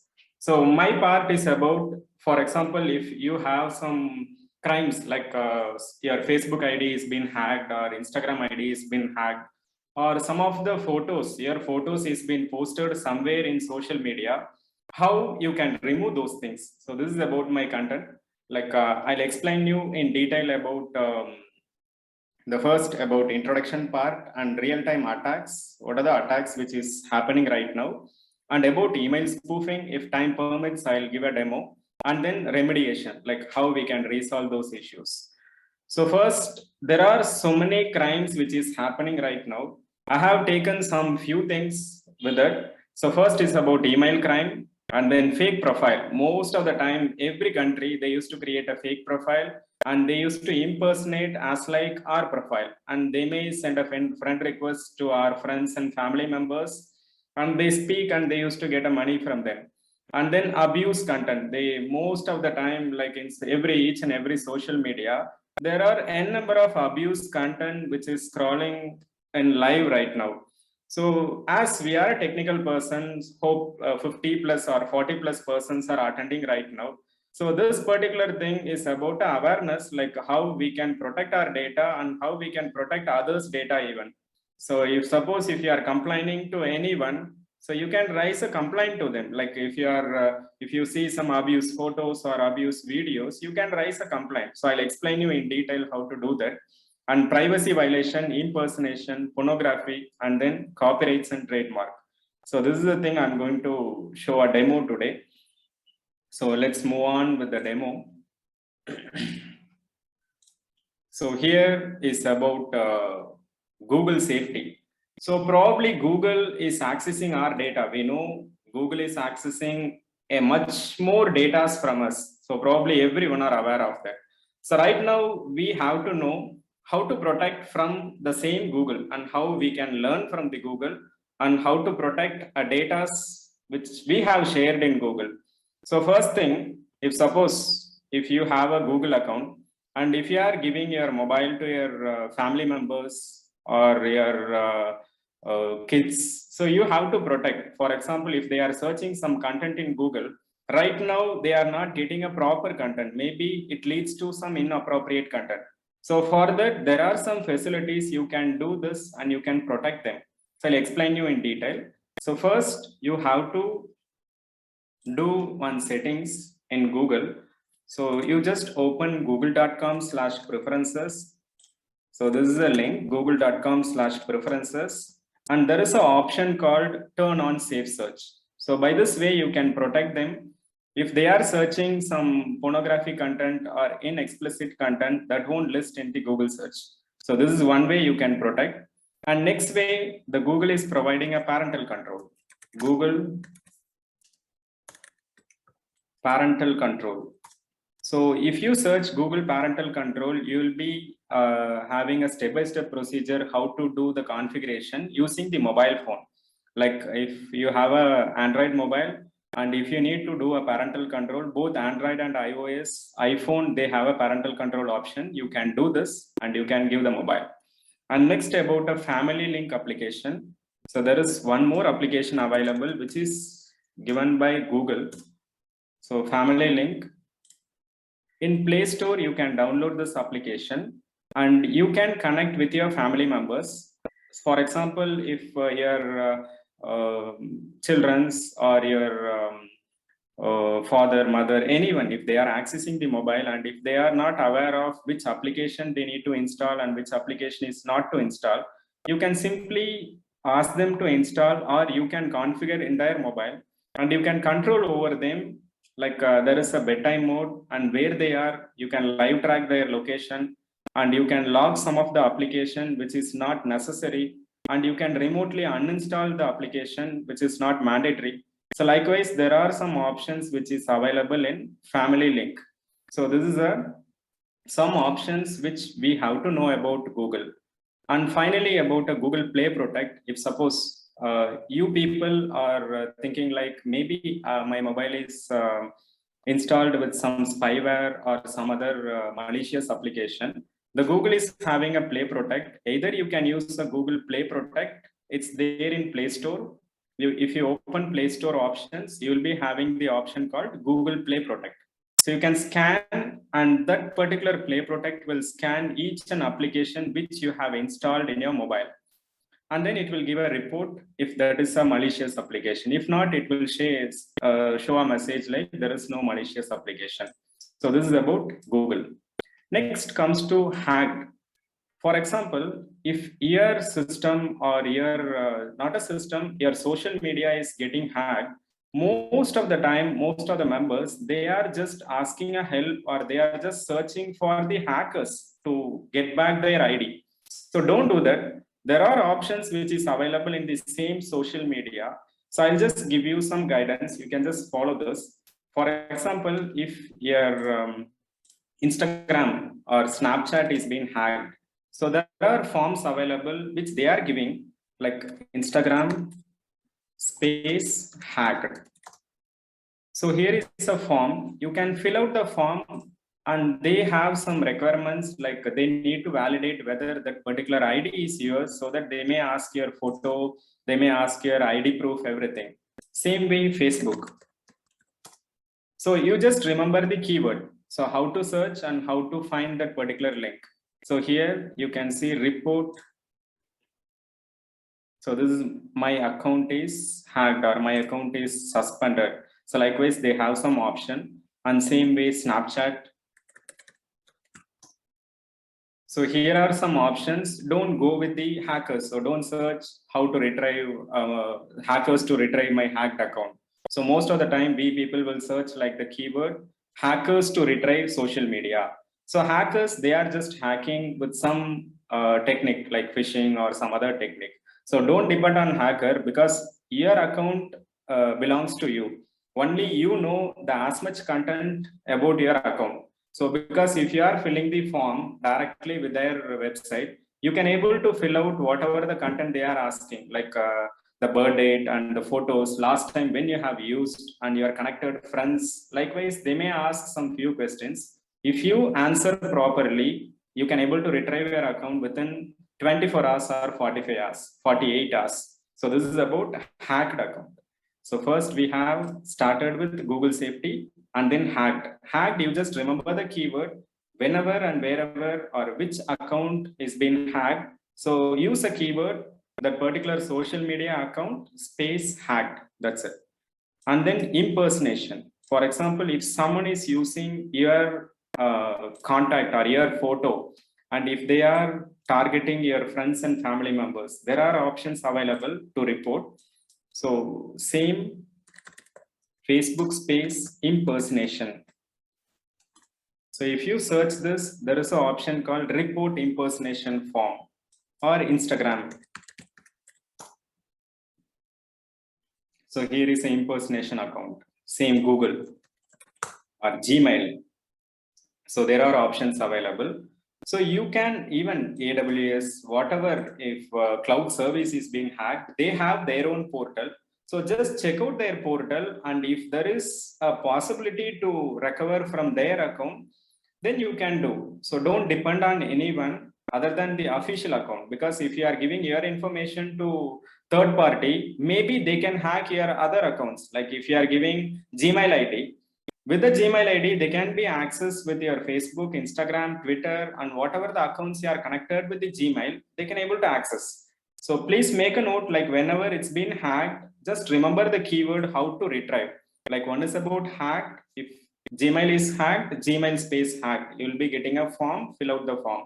Second is about impersonation. Same way, social media account, it's not about only Facebook, Instagram, and Twitter. You can even use Snapchat and Skype. So whatever the social things you are using, you can use the same keyword.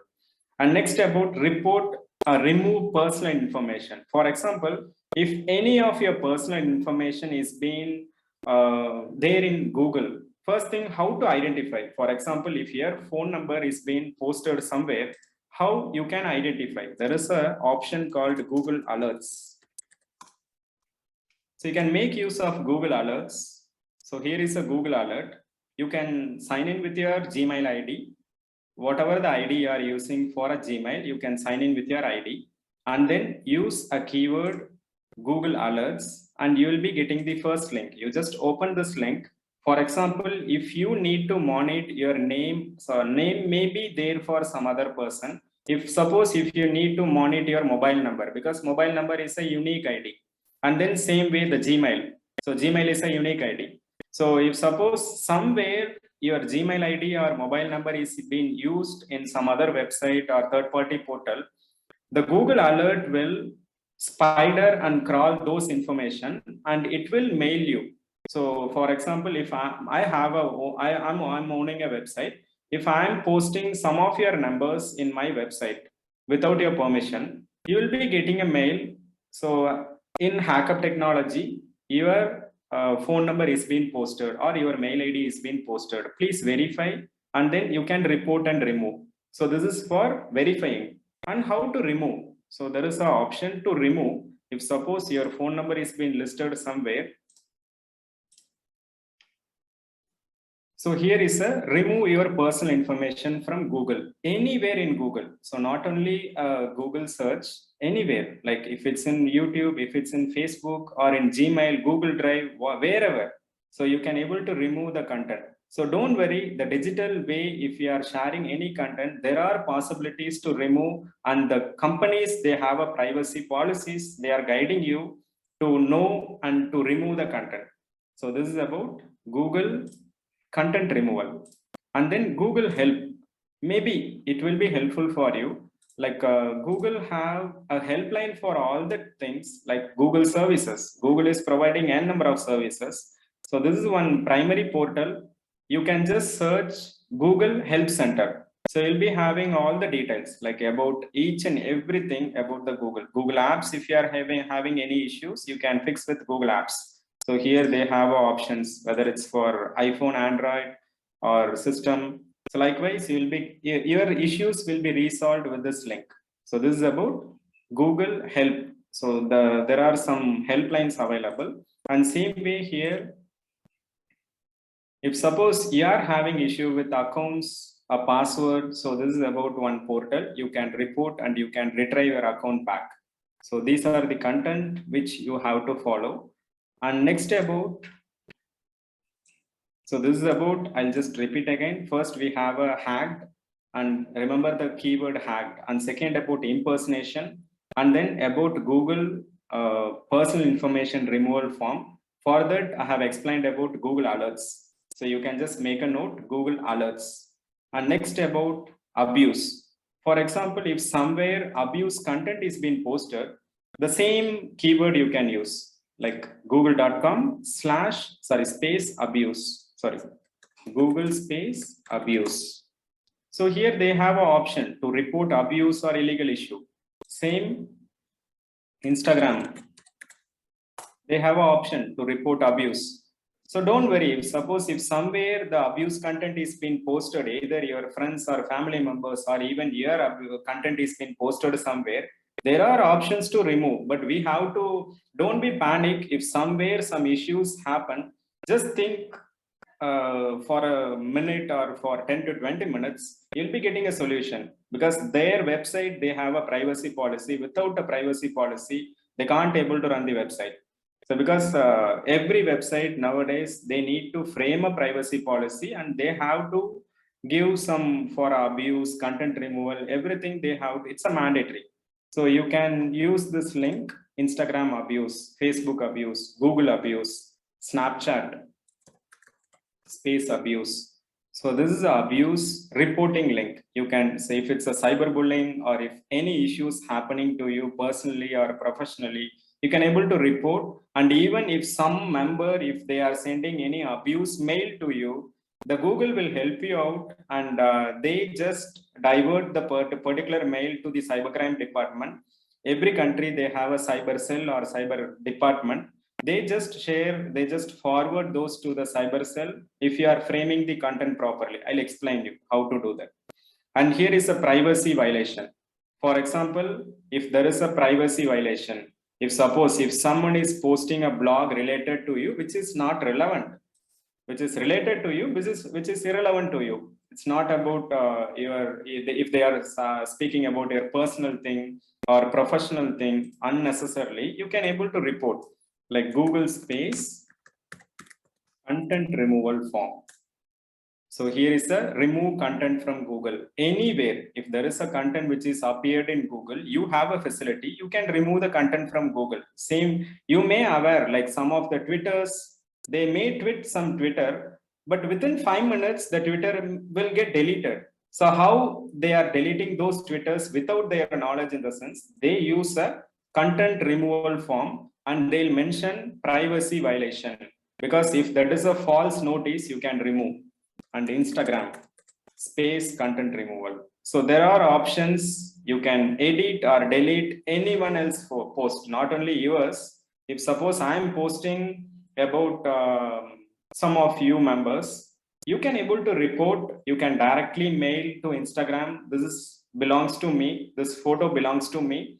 And they have mentioned some illegal content. So it's not about my true content. So you can remove, and you have to submit a proof related to that. So if proofs are valid, they used to remove. So this is about privacy violation and content removal. Next, about 18 plus, even 18 plus website, like this is more the booming thing. Nowadays, everyone are using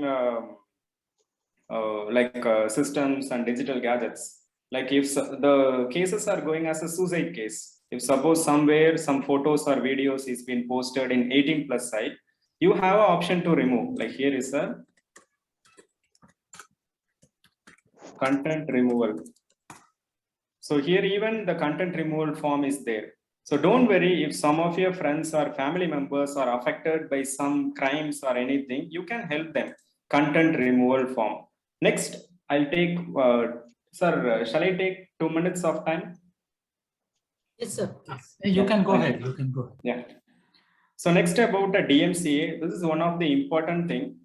Every country we are using all the social medias and all the applications, iPhone, Gmail, Google, Android, everything we are using. But think of a scenario, are they owning the server in their own country? For example, I'm in India. So are they owning in their own country? It's not like they have, like if I'm owning Android mobile and I'm using Gmail, the Gmail server, it's not in India, like they are having in US, so they are managing over there. So whatever the laws which is framed for Indian government, which is being framed in Indian government, we can't able to approach with that Indian government law. Whereas every one of you, because you members from different country, so if suppose you are approaching to a Facebook or Instagram or Twitter for any cases, there is an option called DMCA, Digital Millennium Copyright Act, DMCA. So you can just make a note of this DMCA law. So DMCA is the law for a copyright and for a privacy violation and for a personal thing. If some person, if they are posting your photos or any content, you can use a DMCA notice, like here, DMCA Facebook. So here is a copyright report form. You can fill out this DMCA copyright form and you have to mention properly and you have to submit a proper proof, like your ID proof, your country ID proof, along with your present photo, and you have to describe with the URL. So in this URL, they have posted my content. And for example, if it's a photo, you have to describe the photo. So in this photo, I'm standing towards left-hand side. The second one is mine. And I'm wearing blue t-shirt and white pant. So likewise, you have to describe the photo where you are standing, because you know you are there in the photo, but how come the Facebook or Instagram know those things? So you have to describe the photo, you have to attach your identity, and then you have to frame a DMCA notice. So that will be there here. Even Instagram, Facebook, Google, everywhere they have a DMCA notice. Google, remove content from Google. Anywhere, not only Gmail. If suppose any content is listing in Google search, you can able to remove. If it's yours, you can able to remove with DMCA. So make a note of this DMCA. So next about nodal. So make clear understanding about nodal, because every where the nodal is there, Google space nodal. So here is a Google nodal mail. Nodal in the sense, if suppose if you have any grievances related to Google, you have to directly, you have to mail to the nodal department. So here is a nodal. If suppose any important thing or anything happens with the Google GPay, or if you need to remove content, there is a mail ID. You can mail them. So sure, they'll respond to you. And same, if suppose I'm in India, so I'll use one of the bank which is there. Yeah. Hello. Shall I proceed? Sir, you can go ahead. Okay. So I'm in India, so I'll just take one of the bank which is in India, SBI. So SBI nodal mail. You can use nodal mail ID or RBI. Probably we are aware of RBI nodal mail. If suppose if you have any doubts, or if you lost your payment through any online mode like credit card or debit card transaction, first thing you have to complain to the nodal department. So nodal is where you need to reach directly. So they have the option here. You can see like there are some banks nodal. So here I have to choose a proper nodal ID, and then I have a mail ID and I have a number, everything will be there. So you have to report directly to the nodal. And then same everywhere, even Telegram space nodal mail. Sorry, Telegram space nodal. So Telegram, the nodal mail ID will be there. And Google, Telegram, WhatsApp, Instagram, every nodal you have to understand. Nodal in the sense the centralized department. And even for a telecommunication. Same in India, they have some telecommunication network like Airtel space nodal mail. If you need any doubts or anything, any complaints, you have to mail directly to the nodal. You don't need to depend on the service provider or customer care. So directly, if you send a mail, it will be acknowledged. It has to be acknowledged. So they used to reply. This is about nodal. Hope you are clear with this. And next about last one, that is about security protection. Like what are the security things you have to manage in your system and mobile in the sense? First thing, don't click unnecessary links which is shared from your mobile or some of your friends. If you receive any mail or any link, you just use this website VirusTotal and copy that link and paste here. So this is a URL. You can paste that link wherever you are getting any links from mail or anywhere. You just copy the link from there and paste in this VirusTotal website. So the VirusTotal website is combined with some 75 antivirus company. So this will scan that link and it will give a proper report whether that link is a genuine link or the malicious link. Then it's up to you whether you need to download or not. Then same way file, if you are receiving any files from your friends or anywhere, if you are downloading a crack file, before installing the crack file, you just upload that file here, scan, and then you can install. So this is some of the safer way you can handle. And then antivirus, keep up to date. Antivirus, you have to keep update your antivirus. If you are using Linux, keep a proper Linux update. And then Mac, same, update your Mac. If you are using Windows, update your antivirus. And install firewall. So don't attend unnecessary or unknown calls in any social media or anywhere. And don't click the fake link and use a VirusTotal. And delete your cookies, sessions, and don't save your password or don't write your password anywhere. So this is about the content about today. So I'll just give a glance once. So Google, we have started, and hacked. If it's hacked, you can use the keyword hack, impersonation, and removal content, and then about abuse and content removal, 18+ content removal, DMCA, and then nodal and security protections. So this is about my session. So thank you for giving this wonderful opportunity. So thank you all. Thank you. Thank you, Mr. Dinesh. So on behalf of World Resources webinar, I would like to thank each and every speakers who delivered such a wonderful and very informative session to all our attendees. So I would like to thank each and everyone.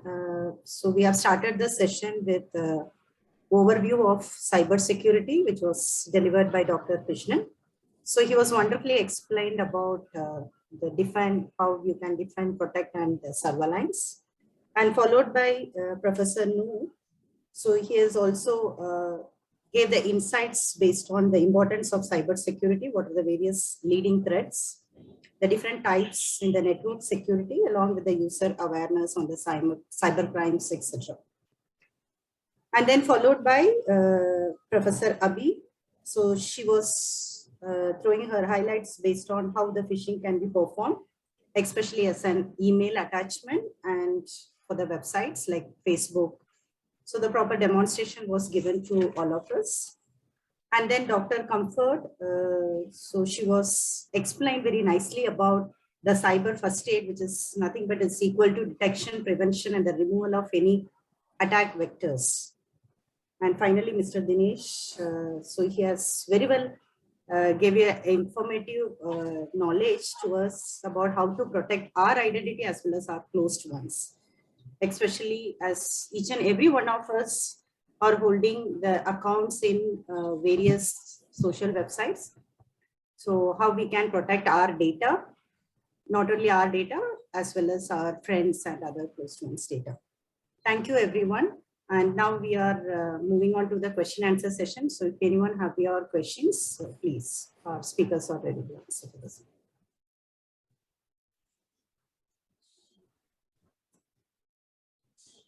Any questions from the participants?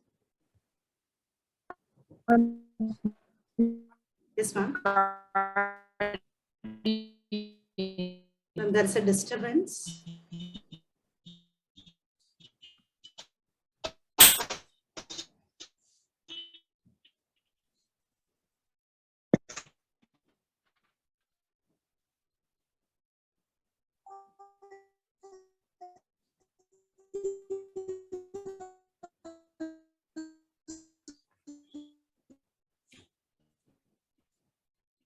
Any questions from the participants? After the session, the certificates to all the attendees will be sent to your mail IDs. Yeah. Okay, if you have questions also, you can email us. We'll take it up. I have a question. Yeah, please go ahead. I posted it a few minutes ago. There is this popular betting site that was attacked recently and has been shut down for like a week. The name is BetNiger. I got to know that this betting site is the third most visited website, if not in Nigeria, but in so many countries after Google and Facebook. Now, my question is this: what did this company, what did they give away that led to the cyber attack? Because I was thinking about it this way. Does it mean Google also can be attacked? Does it mean Facebook also can suffer a cyber attack and be shut down? I don't know if you understand my question. It may look literal, but that's the way I'm interpreting it in my head. Well, how come BetNiger with? I was thinking that this should be a sophisticated. Okay, can we answer your question? Please go ahead. Yeah, see, everyone can be attacked. It's not that someone is what to say, immune to be not attacked. Because see, the programming is done by human beings. If there is an intention or a malicious kind of a thinking within the person who has created this program, they can surely, after they get disgruntled, they can do the mischief. So it's not that people cannot do, but what can be the prevention is when you can have a objective kind of a auditing. When you can have objective kind of an auditing, objective kind of an access rights, objective kind of a trails, then you can, to a great extent minimize it. It means 99 point something. So you can have a better ratio of control. That's the better part of it. Okay. See, if you take about organizations like Facebook or Instagram or whatever it is, everyone is getting attacked. It means people are using it for a reason for getting themselves a benefit out of it. So that's the reason people do it. See, these things cannot go for long. So and that's where I said in the initial stage of the overview, it's not only you protect yourself, you defend yourself, but you need to keep on surveilling what is happening, and you have to understand and educate. This is the part that needs to go on with the user, because see, this technology is created by human beings, and everyone across the globe has the same kind of an input. and the input is 0 and 1, nothing else. So when things are so open and it is not specific to any kind of a skill, this is only a knowledge enrichment, not a skill. Where skill is only differs with people to people. This is knowledge. Knowledge is going on with application of it, enrichment of it, and how you get refined out of its use. That's all. And every few years, things go on changing, and new versions of your softwares and your programming happens. So it's all human beings. So we are subjective to being attacked. So let us take that proof. So we are not immune. We are subjective. And so we have to protect ourselves. What we have to do, we have to see, we have to now find out if anything is malicious in our systems, we need to remove it. If you find any file with a dollar symbol or anything, remove it. If you find anything which is not yours, remove it. You don't get yourself access with many people unless otherwise you know them. So all these things are required. These are the things on which you can protect yourselves. Okay. Thank you, Dr. Krishna. Thank you. Thank you very much. If there is any questions, we'll take it up. Otherwise, you people send it through email, text it to our World Resource webinar. We can forward it to the experts to answer it also. No issues. Over to you, ma'am. Thank you all. Any more questions? As sir said, if there are a few more questions, then you can also mail it to us. Thank you all. Thank you. So we are closing. Thank you all very much. Thank Yeah, thank you, sir. Thank you, sir. Thank you, sir.